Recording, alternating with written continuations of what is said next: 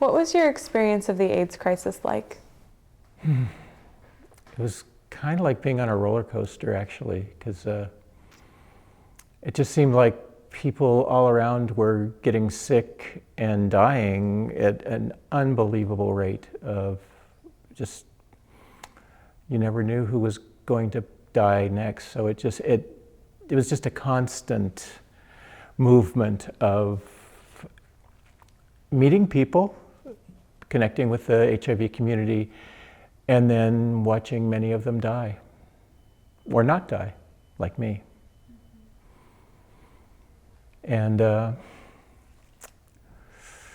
was hard. I tested positive in 1987, so I was in my late 30s, and so of course that was traumatic and horrible, and the early days were, I think, in some ways harder because there was so little understanding and so much fear from the general community.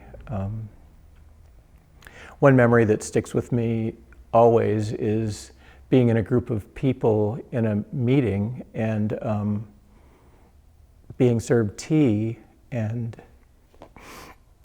well, I didn't expect to cry at this point, but being served tea, and the host, when I revealed that I was HIV positive, freaking out and getting really angry with me and just kicking me out of the house in that moment. It was hard.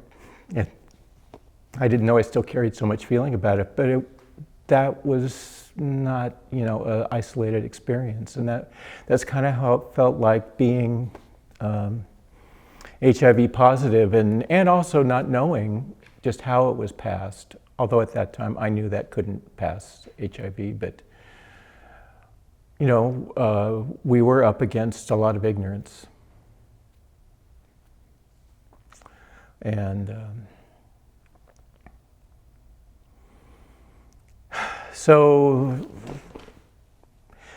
early on, I realized that I needed support from other people in the community, and fortunately the community was coming together with ways to support each other through massage and through group therapies, or just support groups to get together. And I quickly joined in on that, and for a number of years connected with the HIV community in support groups and also in parties together. It felt really important to associate with other people who are going through this process, and also watching people dying around them and not knowing if it was going to be us next. And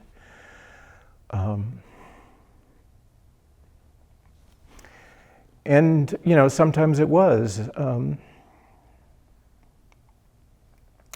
A lot of the people that were in those groups did die. I remember one night where the group was supposed to meet, and we all met at a fellow's bedside who we knew going to die that night, and we just sat around his bed.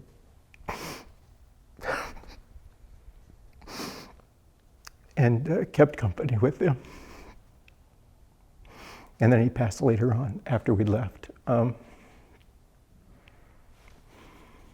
So there was a lot of that, and a lot of people left. I mean, it left me with a strong belief that I needed to enjoy my life as much as I could, not focus more than I had to on what was going on around me with AIDS or my health in general or whatever, and just really live for the day, because who knew what the next day would be.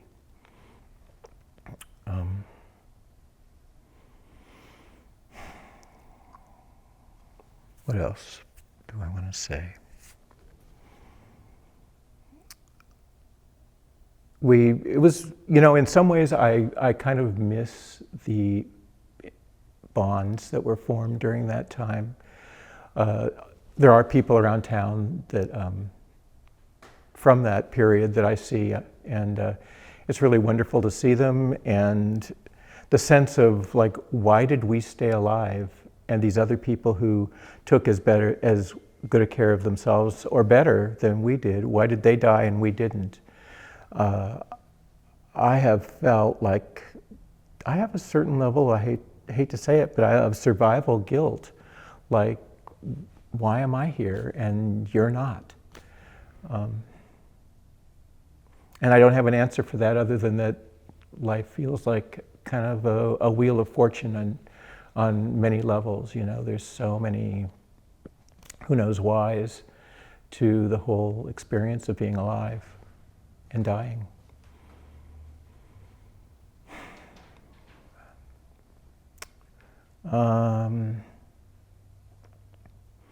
So I guess let me show you this urn that I brought. And during the day, it was very common for people to be cremated, and also ashes were kind of passed around a lot of times at these, or given to people to disperse. I remember one beautiful ceremony of going out in a boat with people and throwing a friend's ashes into the ocean, or another just into the wind. So I collected a lot of the ashes and put them in this just so this urn has a lot of people's ashes in it.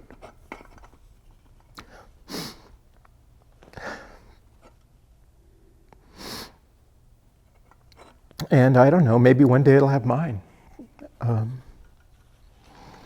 But I don't think I will have died of AIDS at this point. It'll be other things, age maybe, or who knows what.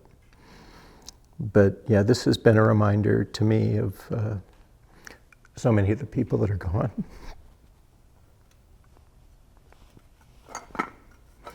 Let's stop for a second. Take a break. Okay. What I find is that I cry a lot, and I ask myself, why am I crying so much?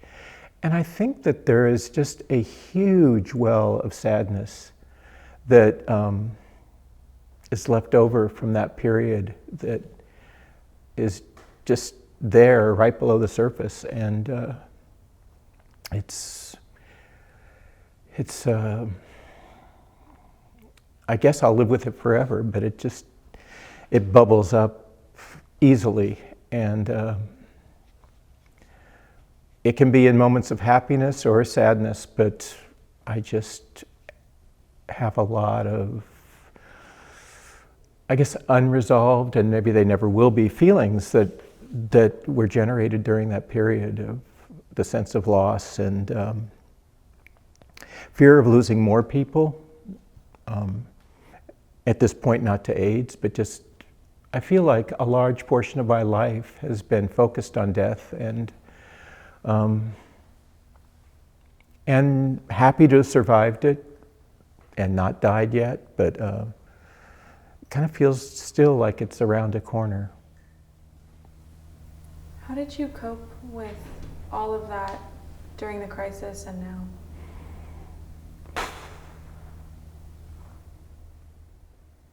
I think a lot through humor, through connecting with friends. I'm a really social person, and just being with other people. Honestly, just trying not to focus on it, even if there is this thing bubbling underneath the surface, not letting that take over my experience.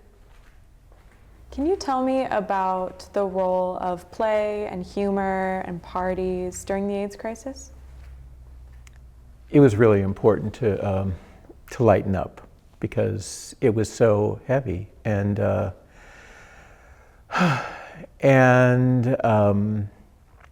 so irreverence was important. I think it was just too serious to not laugh at some points, and our situations were so almost absurd. The number of health issues that were coming up and the indignities that involved sometimes, and so yeah, we would get together and have good times and play and just joke. And one way we did that was through parties that were at my house sometimes.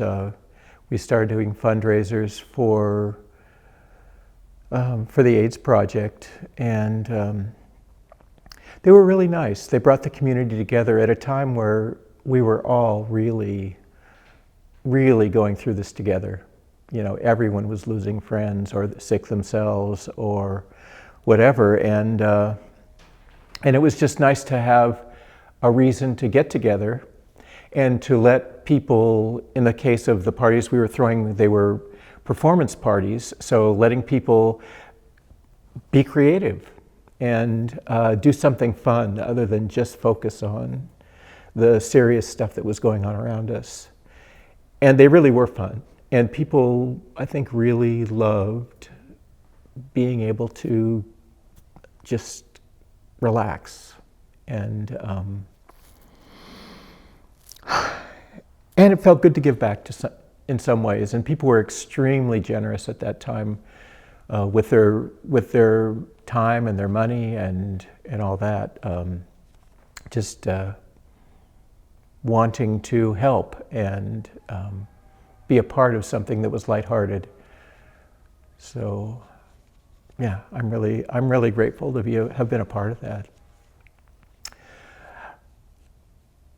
Changing subjects, I just want to mention how many people came together to help those of us who were dealing with HIV and AIDS. I received massage work from people for literally years without any cost at all, once a week. And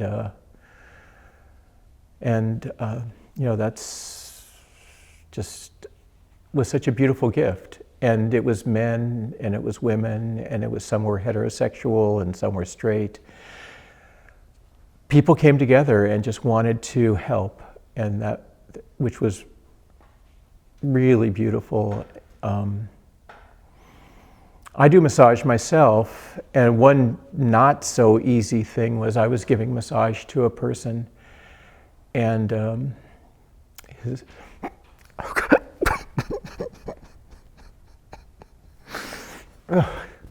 I think it's going to be easy to talk about this, but it's not. His partner died of AIDS after a very, very, very horrible blindness and just terrible illness. And I gave him a massage. I gave the partner that survived a massage, and the next day he killed himself.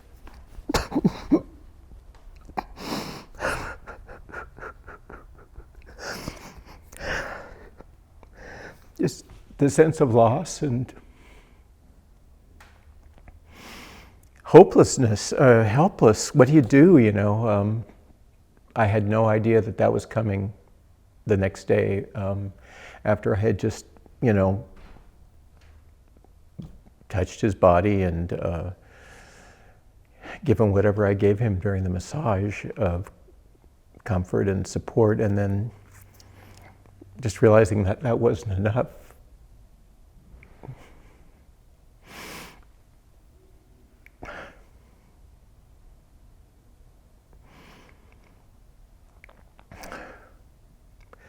So life was a mix. I ended up taking their dog. That was nice. And the dog gave me a lot of pleasure.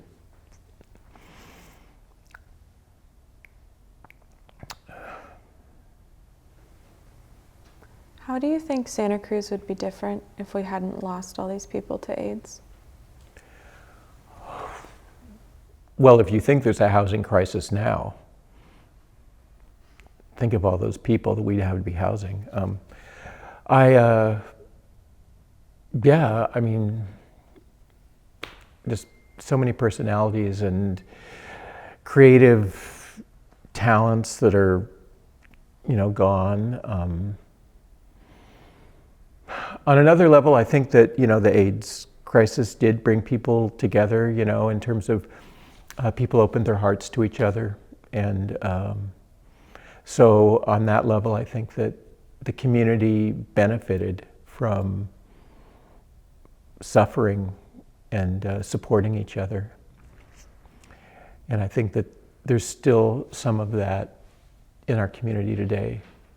I mean, you can't measure it, but I just sense that is there. If not for some of the youngest people, then people that live through it.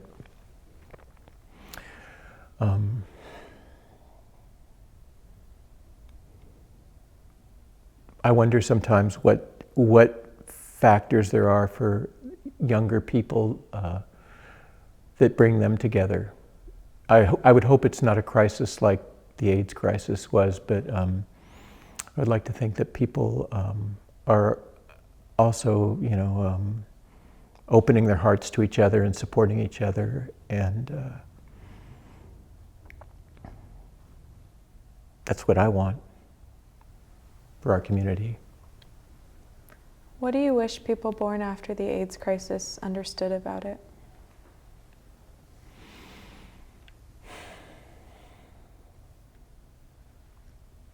Well, this seems weird to say, but my first thought when you asked that was it wasn't our fault, because at the time, there was a lot of guilt about,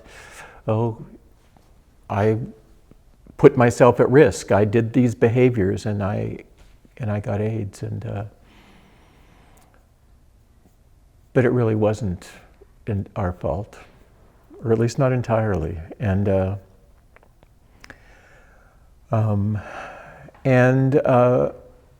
if there's a lesson to be learned, I think I would go back to, life is fragile, and we all are carrying the weight of our lives with us. And I would like to hope that people are kind to each other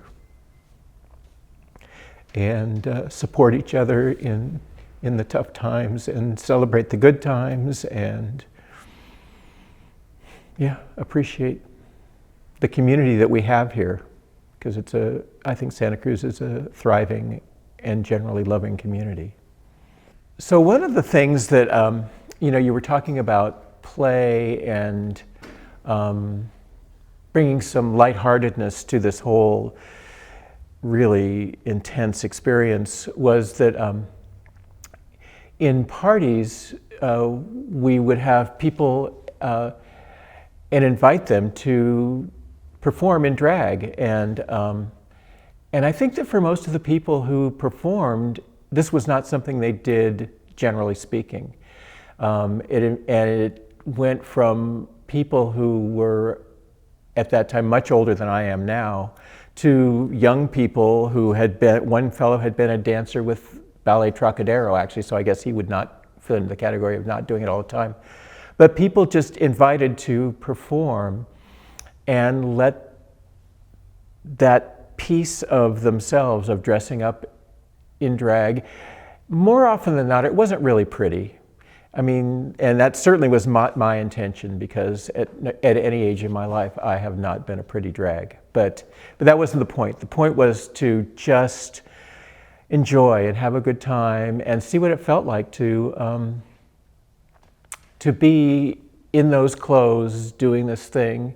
What I found out for myself was people would say, "Oh, Curt, you were really so great in that." And I thought, I was just being who I always am. I mean, this just looks like me in a dress, and that whatever I was doing or saying was no different. And I think other people probably took different things from it, but it was certainly a creative outlet for all of us, and fun. It was just fun, whether you identified gender-wise. I don't think that was what it was all about so much as just the chance to explore that a little bit and let that be in your life without shame or negative judgments around it, just for fun. Why do you think it took fundraisers for the Santa Cruz AIDS Project for people to try drag?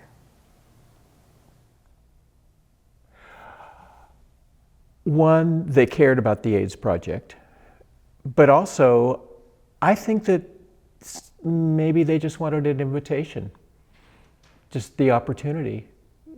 Hey, you want to do that? And a lot of people said yes to it, just for the chance to explore that and have some fun in the process. How much money did you make as a group doing drag as a fundraiser?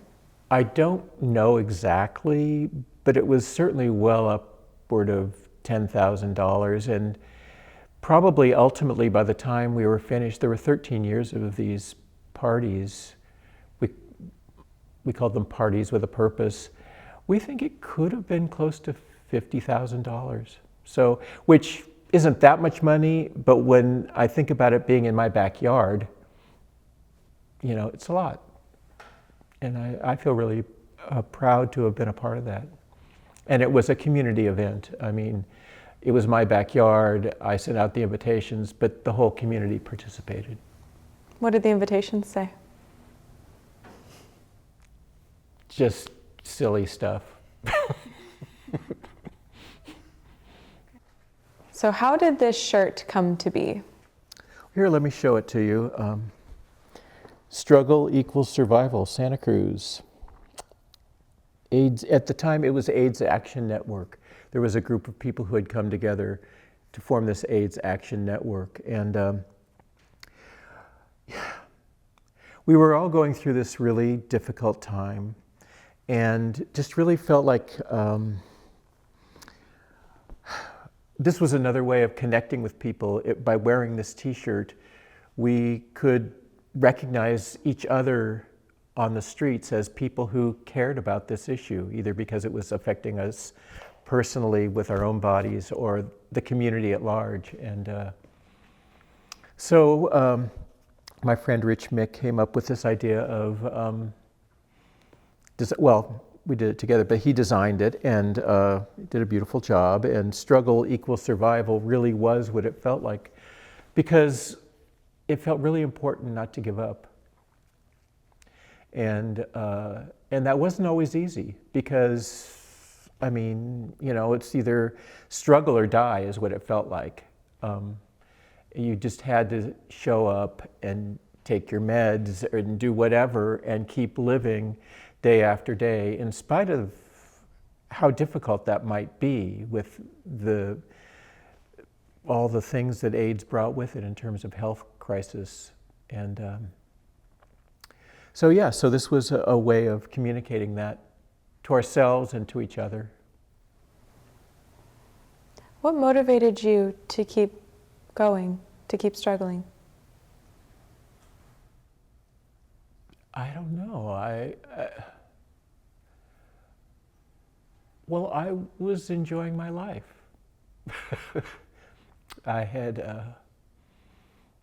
I met a guy that I was in love with. That was part of it, and he was a huge support. It was a huge support having a relationship and love in my life, and then all the people around me. Partly going on for the sake of the other people around me. I think we were all there saying, yeah, I can do this too, and so can you. I just didn't want to die. I wasn't done. At what point did you know or realize that you were not going to die of AIDS?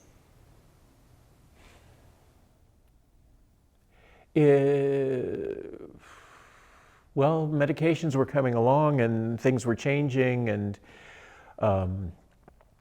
I actually came close to dying, and then these medications came out, and my Kaposi's sarcoma went away, and with some treatments, and I had pneumocystis, and that got better. I thought I was going to die, but I didn't.